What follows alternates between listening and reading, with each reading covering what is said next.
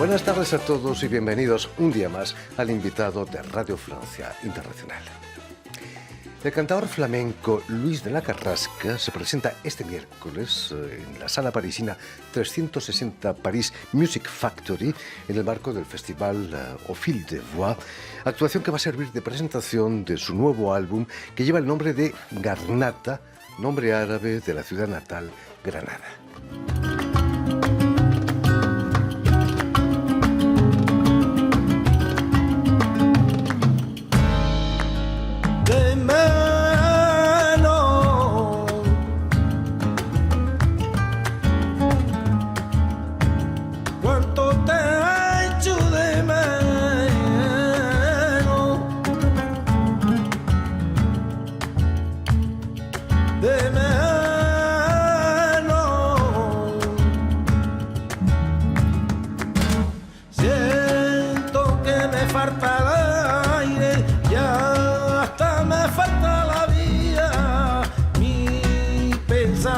Se pierden como un barco a la deriva y en mi corazón se muere la ilusión y la alegría. Y precisamente para hablarnos de este concierto, de su nuevo álbum, Luis de la Carrasca ha sido tan amable de venir hasta nuestros estudios. Buenas tardes, Luis. Buenas tardes, Jordi. Sobre todo, muchísimas gracias por haber hecho el esfuerzo de venir hasta nosotros. Permíteme que explique que has nacido en la localidad de Huéscar, no muy lejos de Granada, al norte de la provincia de Granada, pero me gustaría que nos contases si es cierto que naciste en la cueva de tu abuela, la tía Amadea, creo que se llamaba, ¿no? Pues sí, bueno, yo no me acuerdo, pero según me han contado, sí. Pues bueno, a mi madre le vino el parto en la finca de la Carrasca, el Cortijo de la Carrasca, que era donde ellos vivían, que mi padre se ha venido allí, mi padre fue allí de guarda, a trabajar como guarda en esa finca. Y bueno, pues rápidamente el coche del señorito que estaba allí, le cogió allí, se llevaron a mi madre para el hospital de Huéscar. Pero el hospital era muy pequeño y estaba completo. Y entonces corriendo a la cueva de mi abuela, llamar a la comadrona que había en aquella época, y allí nací yo, en la cueva de mi abuela. Hay que decir para nuestros oyentes que no lo sepan que las cuevas ahí en Granada es una vivienda bastante común, ¿no? Incluso los turistas ahora. Casas cuevas, claro. Casas cuevas, claro. Era una cueva, era como una casa en la que solamente estaba dentro de la tierra, ¿no? Habían escarbado en la tierra y habían hecho habitaciones, el salón, su chimenea, y bueno, y ahora pues están de moda porque las han arreglado para el turismo y encima es una maravilla, pues las arreglan muy bien, son bonitas, están frescas en verano, calurosas en invierno, o sea que más queremos, ¿no? Maravilla.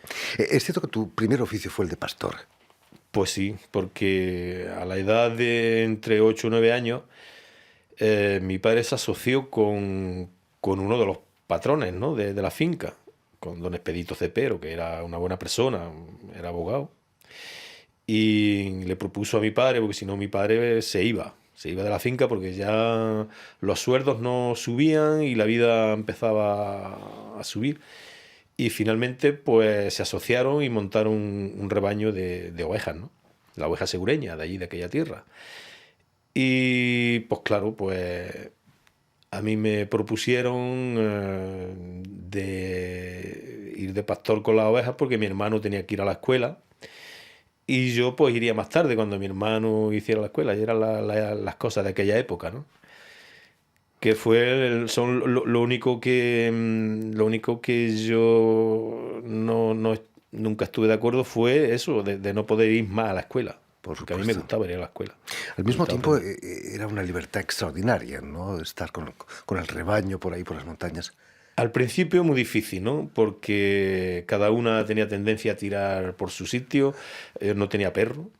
Corrí más que un atleta por todos aquellos montes. Y bueno, y lloré también porque cuando no podía, me sentía impotente y no podía, tenía que luchar, tuve que luchar, pero no me arrepiento porque aquello me hizo ser bastante fuerte. Aguanté el frío, la lluvia, la nieve, el calor, Incluso a partir de los 12 años, en verano, dormir con ellas en el campo, por ahí en el monte, ¿no? Eso forma un carácter, ¿eh?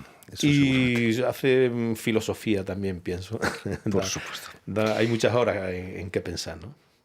Has dicho alguna vez que no recuerdas la primera vez que escuchas flamenco. Tan pequeño eras cuando escuchabas en tu casa a tus padres tocando la guitarra. Claro, bueno, mi padre, aparte que tocaba la guitarra, cantaba muy bien, ¿no?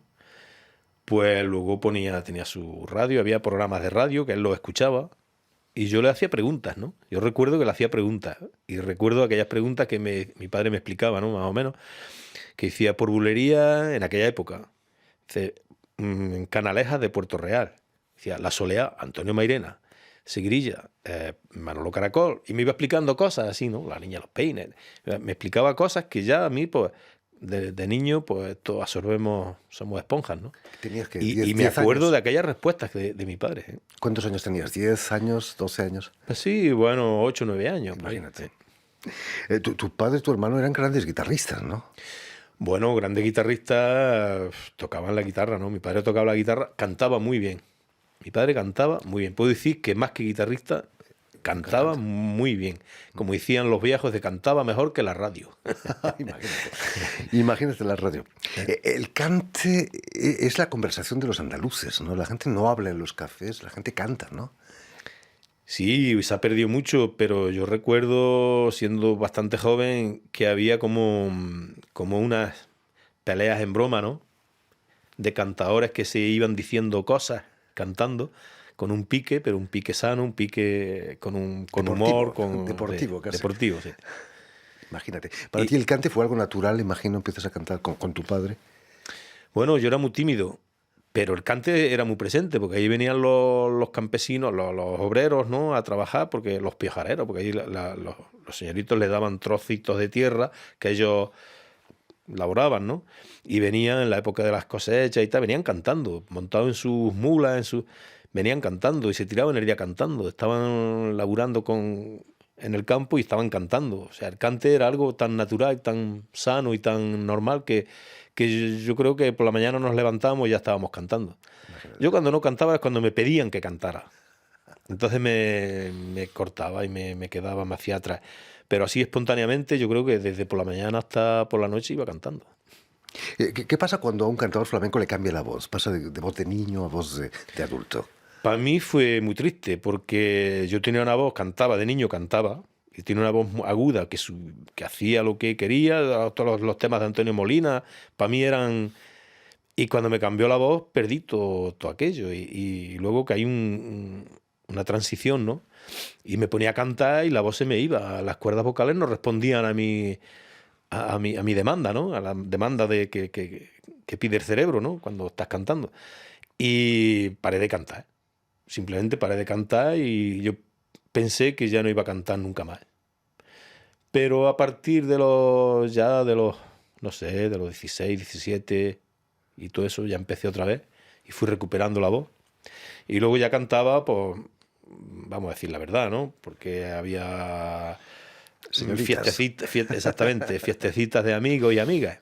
Y claro, pues yo me ponía a cantar un poquito lo que más estaba a la moda, que era un poquito más comercial que el flamenco, ¿no? Rumbitas o sevillanas, cosas así, ¿no? Luis de la Carrasca, me contabas que vas a hacer tu servicio militar en San Fernando, en la provincia de Cádiz. ¿Cambió tu vida desde entonces? ¿En qué influyó en que luego viajaras tanto por el mundo? Bueno, yo cuando fui a San Fernando de Cádiz descubrí, ya mi padre me había avisado un poco, ¿no? Ya me había dicho que iba a la tierra de la alegría, pero claro, allí ya me di cuenta que había el arte flamenco estaba por todas las esquinas, ¿no? Allí había compañeros que tocaban la guitarra muy bien, que cantaban muy bien, que no le daban importancia, que no buscaban ser artistas, pero que lo hacían muy bien y que ahí estaban, ¿no? Y que a mí me confirmó porque fue un momento donde, voy a decir la verdad, que mi inspiración más grande fue Camarón de la Isla, Paco de Lucía y Camarón de la Isla, los que más me motivaron y motivaron a la juventud de aquella época. Y claro, a partir de aquel momento me di cuenta que lo mío era eso. Y Luis, hace casi 30 años te vas a instalar en el sur de Francia. ¿Qué es lo que encontraste en este país para que echases raíces tan lejos de Granada? Bueno, primeramente mi mujer. Eso siempre lo decimos, el amor es la mejor agencia de viajes. Es la mejor agencia de viajes. Y que sí, pues, si yo vivo en Aviñón, porque mi mujer es de Aviñón. Quizás si fuera de París, viviría en París. ¿Los conociste en España quizás o aquí? Sí, en España, en España. Ella montó en Huéscar un restaurante, un bar-restaurante, especializado en cocina francesa, y se quedó 8 años allí. Allí fue donde nos conocimos y bueno, yo que también estaba hambriento de aventura y de probarme, ¿no? A ver si yo tenía posibilidades o no, ¿no? Porque había que probarse, ¿no? Había que probar, porque en Huesca tenía mi público, pero no era un público limitado, ¿no? Y en todos aquellos alrededores, porque también ya hacía mis pinitos en fiestas y ferias y demás, ¿no? Con ayuntamientos y cosas, ¿no? Yo hace tiempo que ya estoy en este tema, ¿no?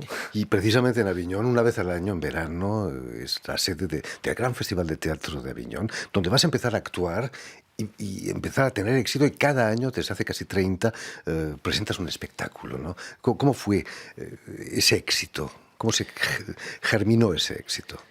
Pues, bueno, la gran sorpresa de que yo llego a Francia, al sur de Francia, ¿no? A Aviñón, y me doy cuenta que hay ferias, que hay flamenco, que hay grupos, que hay muchos emigrantes españoles, que hay un movimiento y hay una vida muy, muy, muy española, ¿no?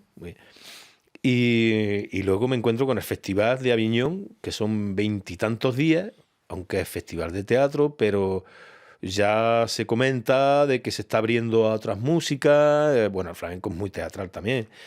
Y bueno, y tuve la ocasión, la oportunidad de poder presentarme en el Festival de Aviñón en 1990, sí, en el 91, que recién llegado. Y no conocía gente, ¿no? Me presenté yo con una bailaora que vivía en Aviñón, Virginia Pozo, y los dos, yo de guitarrista y de cantao, ella de bailaora, y funcionó. Imagino que el vivir en Aviñón ha facilitado tu trabajo con directores de teatro, ¿no? Has colaborado con muchos directores franceses de teatro.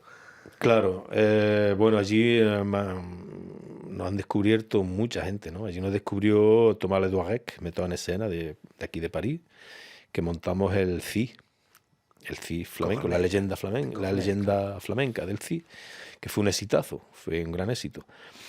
Y antes del CI ya había hecho con Serge Barbusia, director de Teatro de Balcón, donde hice los 10 primeros años de Festival de Aviñón. Montamos Juego y Teoría del Duende de Federico García Lorca. Fantástica obra, ¿no? Qué maravilla. Y a partir de ahí he hecho, sí, entre 10 o 12 obras de teatro con flamenco, ¿no? Ilustrando con música flamenca. Y me encanta. Volviendo al concierto de este miércoles aquí en París, en el Festival Au Fil de Voix, vas a presentar tu nuevo álbum, Garnata, como decíamos, que es un himno al respeto, ¿no? A la coexistencia entre pueblos. Granada, hace 500 años, era el ejemplo de convivencia, ¿no? Entre judíos, cristianos, árabes. Claro, fue el último reino, ¿no? de musulmán, donde había una concentración, claro, pero había una concentración de una población que yo pienso que no había solamente árabes, ¿no? Había muchos judíos y cristianos viejos, ¿no? Que decían, ¿no? Los cristianos viejos que cohabitaban, convivían. Y bueno, se nota, aunque toda Andalucía tiene esa influencia, ¿no? Se nota esa influencia ya musicalmente, culturalmente, gastronómicamente y incluso en el pelo, ¿no? Por supuesto. Pues bueno, yo pienso que esa concentración hizo que Granada es como más mora, ¿no? que las otras ciudades, aunque Córdoba también mucho, Sevilla, pero verdad que tiene ese puntito cultural un poco diferente, ¿no? Ese estado de espíritu un poquito diferente a las otras ciudades, a las otras provincias de Andalucía. Hablando de convivencia, ejemplo de convivencia son los músicos con los que tocas este miércoles aquí en París, una bailarina marsellesa, un percusionista canadiense, un contrabajista formado en Bélgica y José Luis Domínguez, el guitarrista que ha nacido en Bélgica, hijo de padres andaluces. ¿No? Es la ONU, casi parece, vuestro grupo. La mezcla, yo me encanta la mezcla. Yo siempre he sido muy cosmopolitano, ¿no? Siempre ha habido gitanos en el grupo, no gitanos, franceses, artistas franceses y españoles. Bueno, y ahora, pues ya digo, hay un canadiense, pero que es una maravilla, toca la percusión como... Bueno, ¿qué voy a decir? Y bueno, la realidad es que son músicos, ¿no? Son músicos. Benjamin Ramos, que son su apellido Ramos, ¿no? Claro, origen de Cabo Verde, que ya no es ni español ni portugués, pero posiblemente portugués, de origen portugués, Ramos. Pero formación jazz, pero un estado de espíritu vivo, que es lo importante. Estábamos escuchando un fragmento de tu disco, está muy, muy cerca de la música árabe, ¿no? El cante podría pasar por un cante de una mezquita, ¿no? Yo creo que, bueno, yo no lo hago así queriendo, ¿no? Ese cante viene naturalmente. Yo pienso que, bueno, es una herencia, ¿no? Yo creo que es una herencia, es lo que yo pienso. Pues yo no, cuando se viene de gitanos, ¿no? De familia gitana, flamenca, pues vale, se dice, vale, es natural. Es una familia gitana, flamenca, muy bien. Pero cuando no somos gitanos, como en mi caso, pues, a ver, ¿de dónde viene? La tradición. Andalucía. Andalucía, la mezcla, la herencia andaluza. Puede ser judía como musulmana, como de allí autóctona, no se sabe. El caso es que el cante lo llevamos y esa influencia, yo lo sé porque me lo han dicho ya en Marruecos mismo, incluso en África. ¿De dónde viene? En Senegal, ¿de dónde viene esa voz? ¿Usted de dónde es? En Marruecos también, en Túnez, en Argelia, donde siempre me han dicho, ¡pum!, han ido y se han quedado... me recuerda, me atrae, no sé. De muy lejos. De muy lejos. Precisamente has actuado en muchas partes del mundo, en Canadá, en el Festival de Jazz de Montreal, por ejemplo, en Rusia también. ¿Cuál ha sido el público más difícil al que te has enfrentado, al que has tenido que torear? Público difícil. Los rusos, quizás no. El público más complicado para concentrarse fue en Bahrein.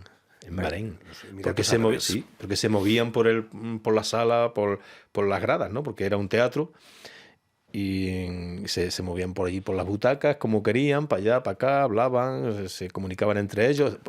Creo que era porque estaban un poco sorprendidos, ¿eh? No, pero no es como el público que se instala, se queda quieto y escucha. En Rusia han apreciado muy bien, aunque al principio parece frío, no, al final bien. Por todas partes, en Canadá igual, el público, por todas partes el público reacciona igual. En las islas del Caribe un poquito más caliente, o en la isla de la Reunión son como más calurosillos, ¿no? Te dan como más, son más animosos, pero al final el resultado es el mismo, todos reaccionan con el mismo aplauso y la misma... Para ti cantar aquí en París como cantar en casa, ¿no? Bueno, ya conozco bastante París, ¿no? Vengo bastante a menudo a París desde los 30 años que llevo en Francia. He hecho muchos trabajos aquí en París y la verdad, sí. La verdad que como no está lejos de Aviñón, está solamente a 2 horas y menos de 3 horas. Entran rápido.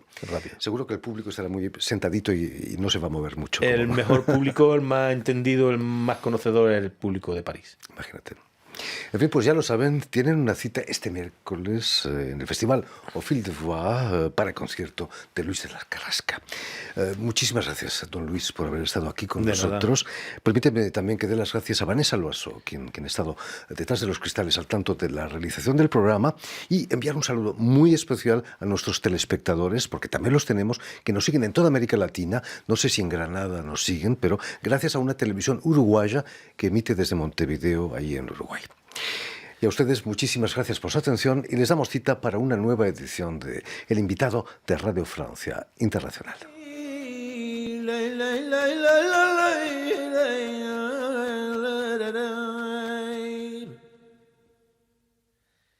y a tu madre, que aunque no tenga razón, no desprecia a tu madre,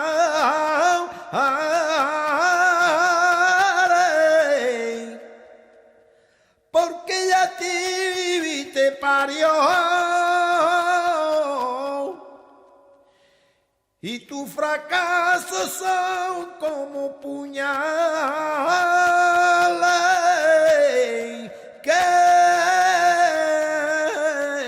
atraviesan